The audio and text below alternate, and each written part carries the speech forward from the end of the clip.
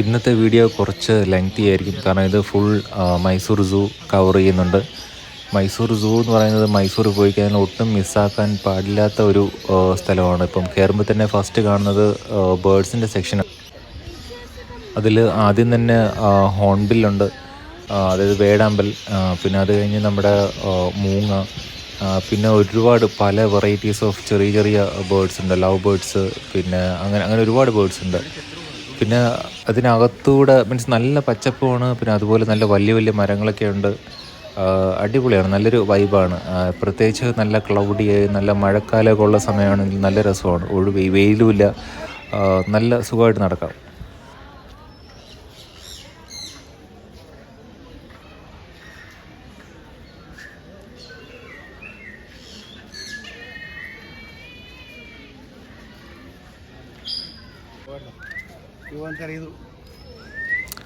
ഇപ്പോൾ ഇവിടെ ഈ കാണുന്നത് സിൽവർ ഫെസൻറ്റ്, പിന്നെ അതുപോലെ ഗോൾഡൻ ഫെതേർഡ് ഫെസൻറ്റ്, അങ്ങനത്തെ കുറച്ച് വെറൈറ്റിയും, പിന്നെ അതിനകത്ത് വേറെ കുറച്ച് കോഴിയുടെ വെറൈറ്റി ആയിട്ടുള്ള വേറെ കുറച്ച് ബേർഡ്സൊക്കെയാണ് ഈ കാണുന്നത്.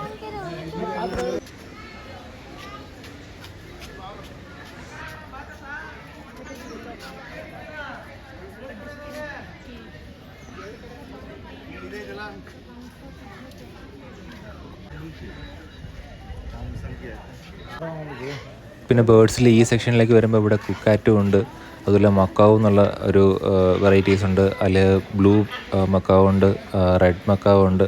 പിന്നെ പാരറ്റ്സിൻ്റെ പല വെറൈറ്റീസും ഈ ഒരു സെക്ഷനിൽ നിങ്ങൾ കാണാൻ പറ്റും.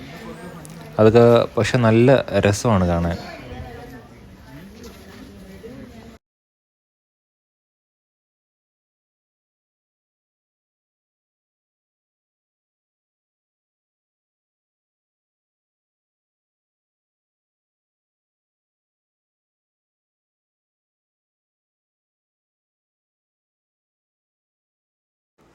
ഇനി ഈ ബേർഡ്സിൻ്റെ സെക്ഷനെല്ലാം കഴിഞ്ഞ് അങ്ങോട്ട് പോകുമ്പോൾ മങ്കിയുടെ ഒരു വെറൈറ്റി ആയിട്ടുള്ള ഒരു അനിമലിനെയാണ് ഈ കാണുന്നത്. മങ്കിയുടെ കാറ്റഗറിയിൽ വരും. ടഫ്റ്റഡ് ക്യാപ്പുച്ചിൻ എന്ന് പറയുന്നതാണ്. അത് സൗത്ത് അമേരിക്കൻ റീജിയനിലാണ് കൂടുതലായിട്ട് കാണുന്നത്.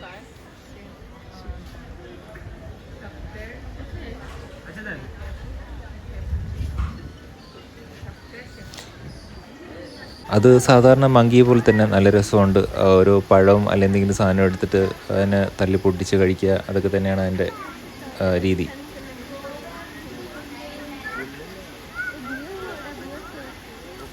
പിന്നെ അത് കഴിഞ്ഞ് കുറച്ചുകൂടെ മുന്നോട്ട് വരുമ്പം ടൈഗറിൻ്റെ സെക്ഷനാണ് കാണുന്നത്. ടൈഗറും പിന്നെ ഇപ്പുറത്ത് ലെപ്പേർഡൊക്കെ ഉള്ള ഒരു സെക്ഷനുണ്ട്. അതിൽ ഈ ടൈഗർ കുറച്ച് ദൂരെയായിട്ടാണ് ഇരുന്നത്, അതുകൊണ്ടാണ് ഒരു സൂം ചെയ്തിട്ട് ഒരു ക്ലാരിറ്റി ഇല്ലാത്തത്. ഇതിനു മുമ്പ് ഞാൻ 1-2 തവണ ഈ മൈസൂർ സൂവിൽ പോയപ്പോൾ വളരെ അടുത്ത് തന്നെ എനിക്ക് കാണാൻ പറ്റി. ചില സമയത്തൊക്കെ അത് അവിടെ വെള്ളം കെട്ടിക്കിടക്കുന്നിടത്ത് വന്ന് നിൽക്കാറുണ്ട്. അതുപോലെ ഈ ലെപ്പേർഡും അവിടെ നല്ല ഉറക്കമായി, ഭയങ്കര ഉറക്കത്തിലാണ്. അത് ഇങ്ങോട്ട് അടുത്തൊന്നും വന്നിട്ടില്ല.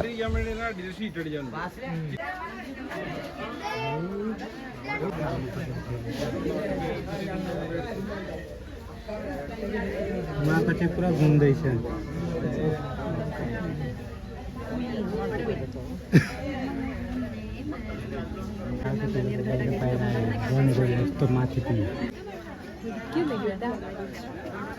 ഇനി അത് കഴിഞ്ഞ് കുറച്ചുകൂടെ മുന്നോട്ട് വരുമ്പോൾ കാണുന്നത് ലയണിൻ്റെ സെക്ഷനാണ്. അവിടെ ലയണും ലയണസും ഒക്കെ കുറച്ച് നല്ല ദൂരത്ത് തന്നെ നിൽക്കുകയായിരുന്നു.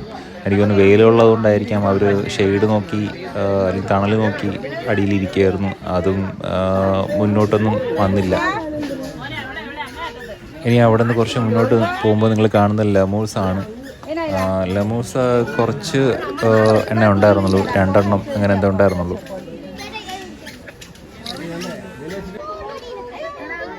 അവിടെ നിന്ന് പിന്നെ കുറച്ചുകൂടെ മുന്നോട്ട് പോയി കഴിഞ്ഞാൽ ശരിക്കും പറഞ്ഞാൽ കുറേ മങ്കി വെറൈറ്റീസാണ് കാണുന്നത്. ഇപ്പോൾ ഈ മങ്കി കാണിക്കുന്ന ഒരു കുറുമ്പ് നമുക്ക് കാണാം. ഈ മങ്കിയുടെ വെറൈറ്റി ഏതാണെന്ന് ഞാൻ മറന്നുപോയി, പക്ഷെ പല വെറൈറ്റീസ് ഓഫ് മങ്കീസ് അവിടെ ഉണ്ട്. ബേർഡ്സിൻ്റെ പല വെറൈറ്റീസ് പോലെ തന്നെ മങ്കീസിൻ്റെയും ഒരുപാട് വെറൈറ്റീസ് ഉണ്ട്. ഈവൻ സിംഹവാലക്കുരങ്ങ് അവിടെ ഉണ്ടായിരുന്നു. പിന്നെ ഗോറില്ല, ചിമ്പാൻസി, അതൊക്കെ നിങ്ങൾക്ക് ഈ വീഡിയോയിൽ അങ്ങോട്ട് മുന്നോട്ട് പോകുമ്പോൾ കാണാൻ പറ്റും.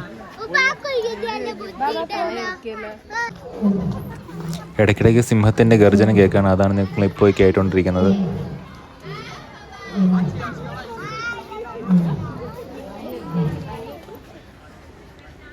പിന്നെ അത് കഴിഞ്ഞ് വരുമ്പോൾ ഇതാണ് ഞാൻ നേരത്തെ പറഞ്ഞ സിംഹവാലൻ കുരങ്ങ്. ഇതും വളരെ ദൂരത്ത് നിൽക്കുകയായിരുന്നു. പിന്നെ അത് കഴിഞ്ഞ് ഗൊറില്ല ഉണ്ട്. ഗൊറില്ലയും വളരെ ദൂരത്ത് നിൽക്കുകയായിരുന്നു.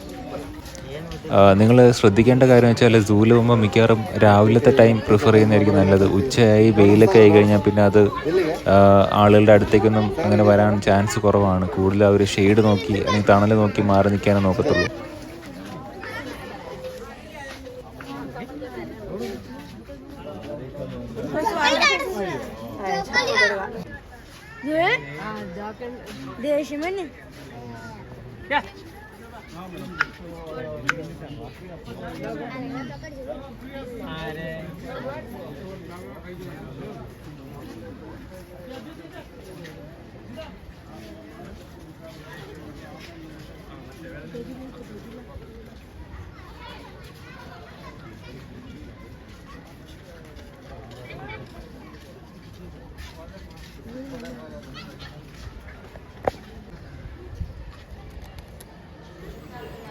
ഈ ചിമ്പാൻസികൾ കുറച്ചെണ്ണം ഉണ്ടായിരുന്നു, ഒരു 3-4 ഉണ്ടായിരുന്നു.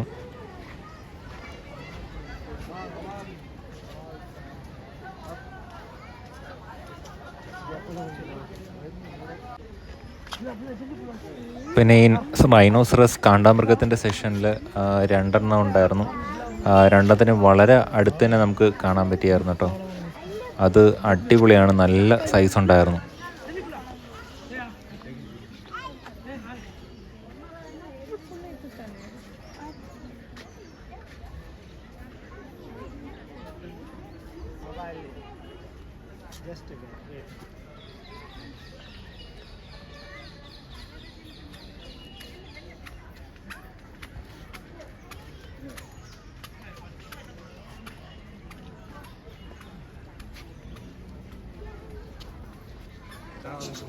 റൈനോസറസിൻ്റെ സെക്ഷൻ കഴിഞ്ഞ് അടുത്തേക്ക് വന്നപ്പോൾ ചീറ്റ ആയിരുന്നു. ചീറ്റ നമുക്കറിയാതെ ആഫ്രിക്കയിലേക്ക് കാണുന്നതാണ്. റീസെൻ്റ്ലി ആണ് ഇന്ത്യയിലേക്ക് കൊണ്ടുവന്നത് തന്നെ. ഇത് ചീറ്റ എനിക്ക് കുറേ നേരമായിട്ട് ഇങ്ങനെ കറങ്ങി നടക്കുകയായിരുന്നു. ഇപ്പം അത് കുറച്ച് അടുത്തേക്ക് വരും. അതിങ്ങനെ അടുത്തേക്ക് ഇങ്ങനെ വരും, കറങ്ങി അങ്ങനെ പോവും. അങ്ങനെയാണ് ആ ഒരു വഴി ഉണ്ടല്ലോ, ആ ഒരു ട്രയൽ പോലെ കാണുന്നില്ലേ, ആ ട്രയലിൽ കൂടെ തന്നെ അതങ്ങനെ നടന്നു വരും.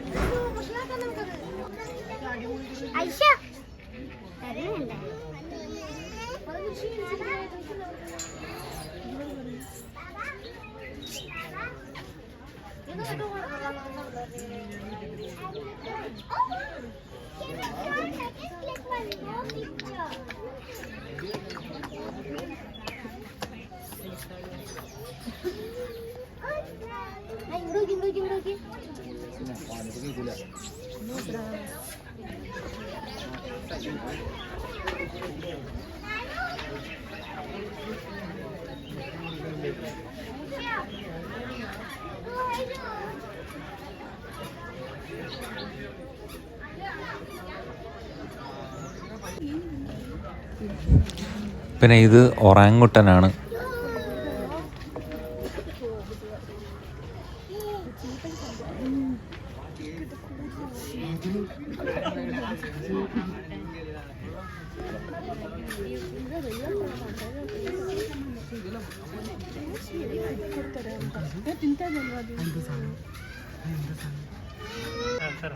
ഒറാങ്ങുട്ടൻ്റെ സെക്ഷൻ കഴിഞ്ഞ് പിന്നെ അടുത്ത് വരുമ്പോൾ കുറേ സീബ്രകളെ കണ്ടായിരുന്നു.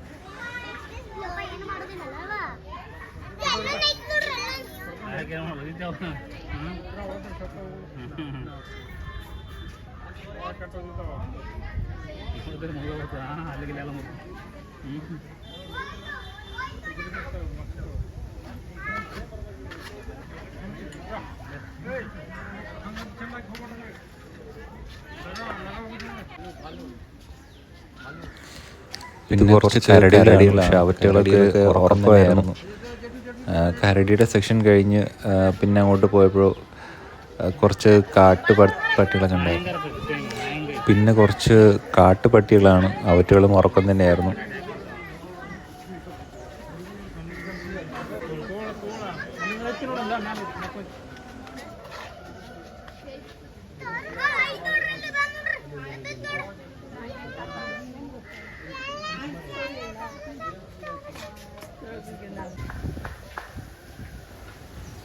പിന്നെ ഇത് കുറച്ച് ഏഷ്യാറ്റിക് ബെയറാണ്.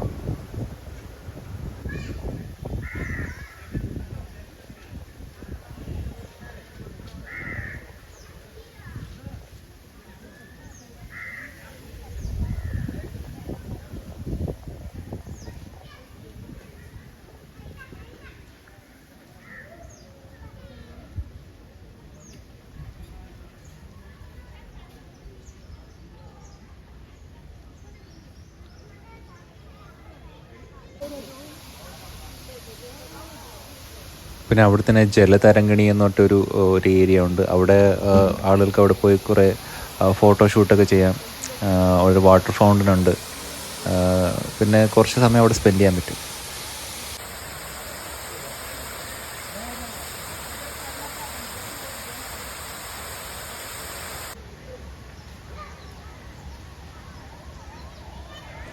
ഇനി അങ്ങോട്ട് കുറച്ച് മാനുകളും പല വെറൈറ്റീസ് ഓഫ് മാനുകളും പിന്നെ ഹൈനയൊക്കെയാണ്.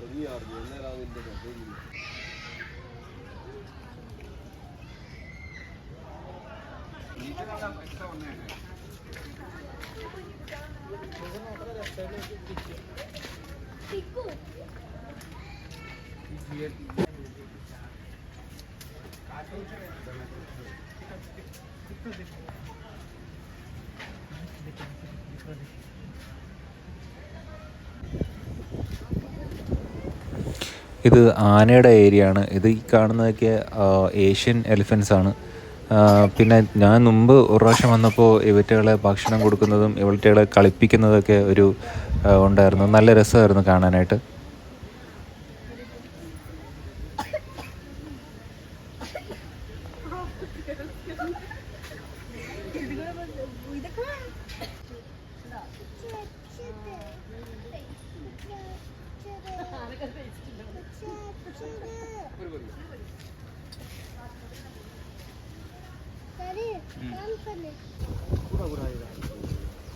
ഈ കാണുന്നത് ഒരു ആഫ്രിക്കൻ എലിഫൻ്റ് ആണ്. പക്ഷേ ഇത് വളരെ ഏജ്ഡ് ആയിട്ടുള്ളതാണ്. ഒരുപാട് പ്രായം ചെന്നൊരു എലിഫൻ്റ് ആണ്.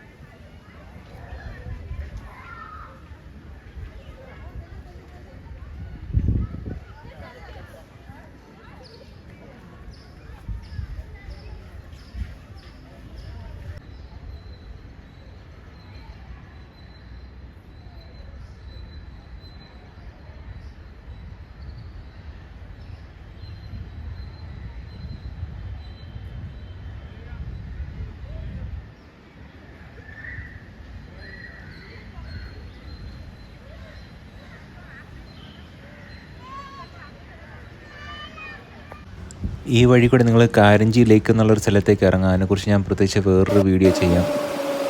ഇതെന്ന് പറയുന്നത് പല വെറൈറ്റി ഓഫ് മരപ്പട്ടികൾ, സിവറ്റ് ക്യാറ്റ് എന്നൊക്കെ പറയും, അതിൻ്റെ ഒരു സെക്ഷനാണ്. പക്ഷേ ഇവിടെ പ്രത്യേകിച്ച് ഒന്നും കാണാനും പറ്റുന്നില്ല. ഒരു കൂട്ടിൽ മാത്രം ഒരെണ്ണത്തിനെ കണ്ടു, ബാക്കിയൊന്നിനും ആരെയും കണ്ടൊന്നുമില്ല.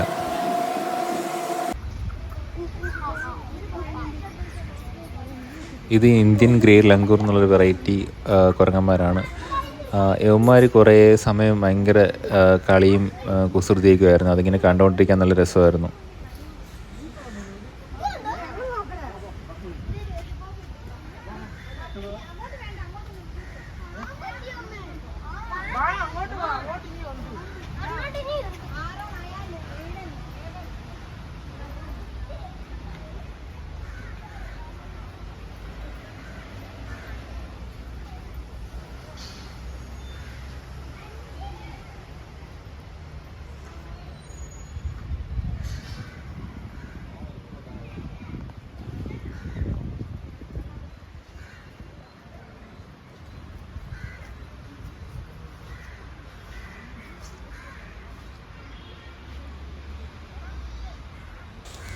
അതിൻ്റെ തൊട്ടിപ്പുറത്തുള്ളത് ബ്ലാക്ക് ലങ്കൂറാണെന്നാണ് തോന്നുന്നത്. ആ ഗ്രേയും ബ്ലാക്കും തമ്മിൽ അങ്ങോട്ടും ഇങ്ങോട്ടും എന്തൊക്കെയൊരു വർത്തമാനവും ഒക്കെ നടക്കുന്നുണ്ട്.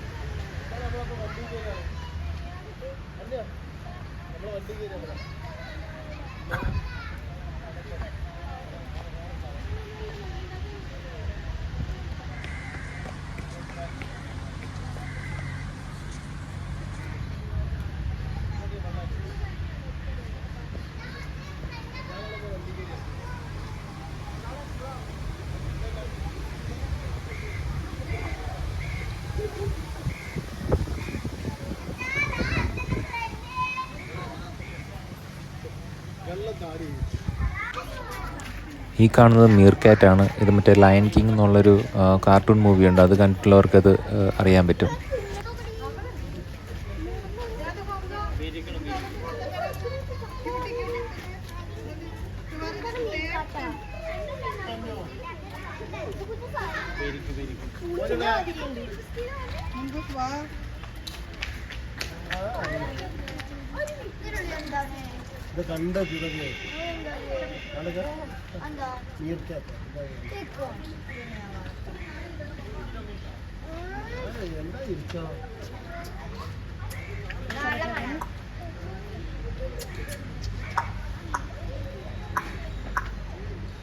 കളിക്കാനുള്ള പറഞ്ഞാലേ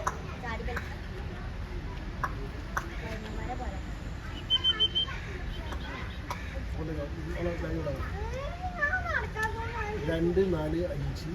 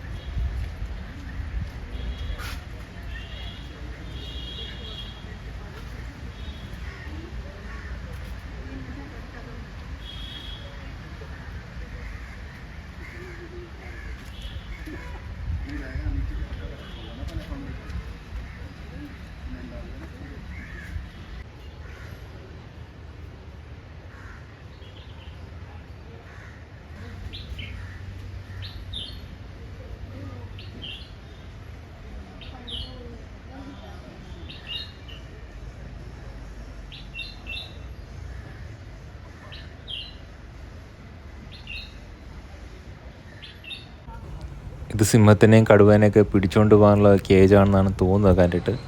അതുപോലെ ഈ സൂവിനകത്ത് എന്ന് പറയുമ്പം ഒരു 3-3.5 കിലോമീറ്ററോളം നടക്കാനുണ്ട്. അതുപോലെ 2-3 മണിക്കൂറോളം കാണാനുള്ള കാഴ്ചകളും ഉണ്ട്.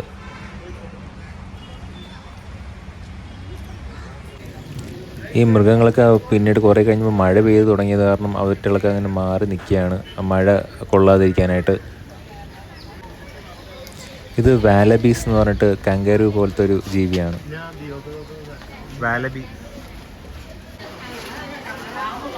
പിന്നീട് കാണുന്നത് റെപ്റ്റൈൽസിൻ്റെ സെക്ഷനാണ്. അവിടെ ഇതുപോലെ ഇഗ്വാന, പിന്നെ അതുപോലെ പല ടൈപ്പ് ഓഫ് പാമ്പുകളും ഒക്കെ ഉണ്ട്. ആനക്കോണ്ട, അങ്ങനെ പല വെറൈറ്റിയുള്ള പാമ്പുകളൊക്കെ ഉണ്ട്.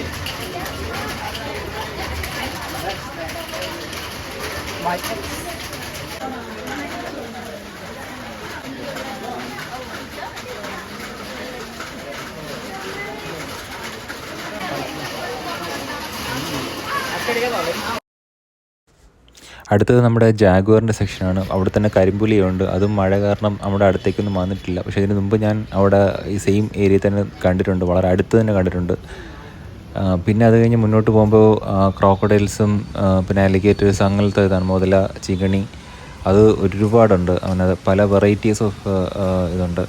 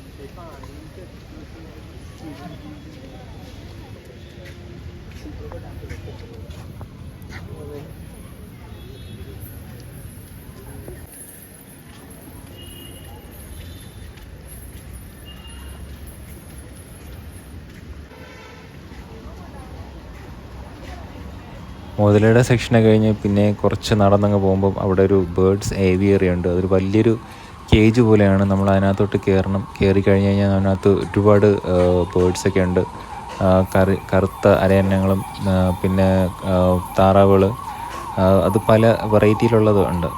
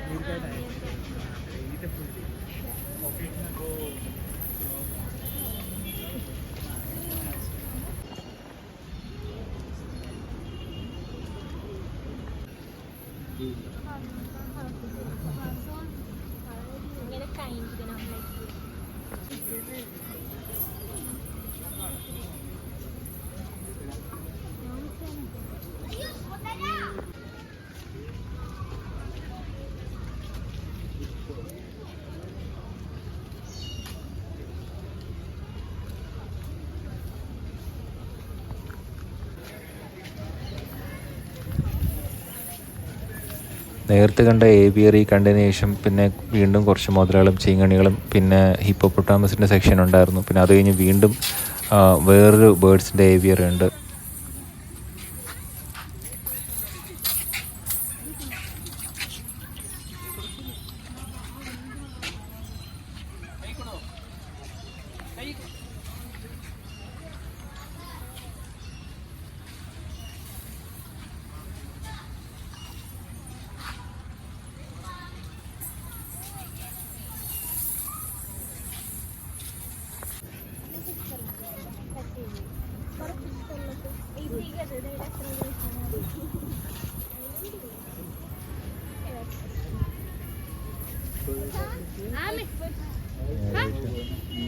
ഇത് നന്ദനാമേ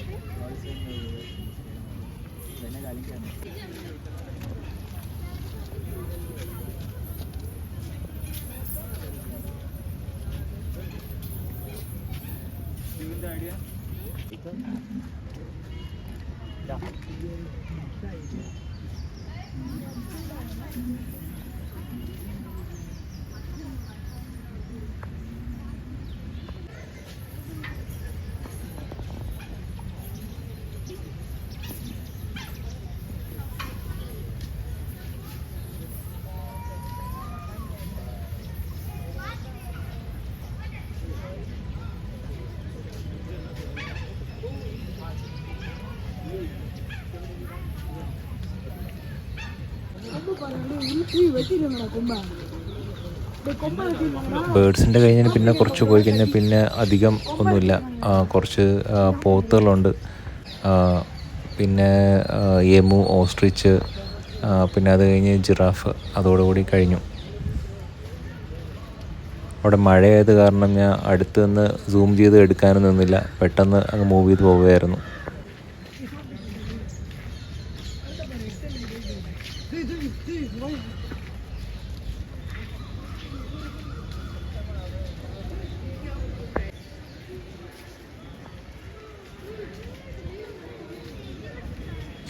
ഈ ഓസ്ട്രിച്ചിൻ്റെ ഒക്കെ സെക്ഷനിൽ തന്നെ കാണേണ്ടിയിരിക്കുന്ന ഒരു ഫ്ലൈറ്റ്ലെസ് ബേർഡ് എന്ന് പറയുന്നത്, അത് പറക്കാനാകാത്തൊരു പക്ഷി എന്ന് പറയുന്നത് ഈ കാസവരീസ് ആണ്. ഇത് വളരെ റെയറായിട്ട് കാണുന്നൊരു പക്ഷിയാണ്.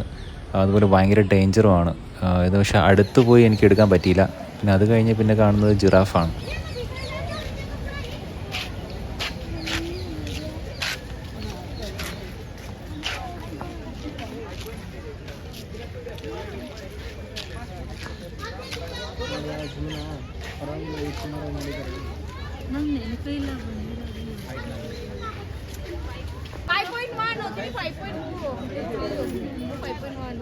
वो 5.1 हो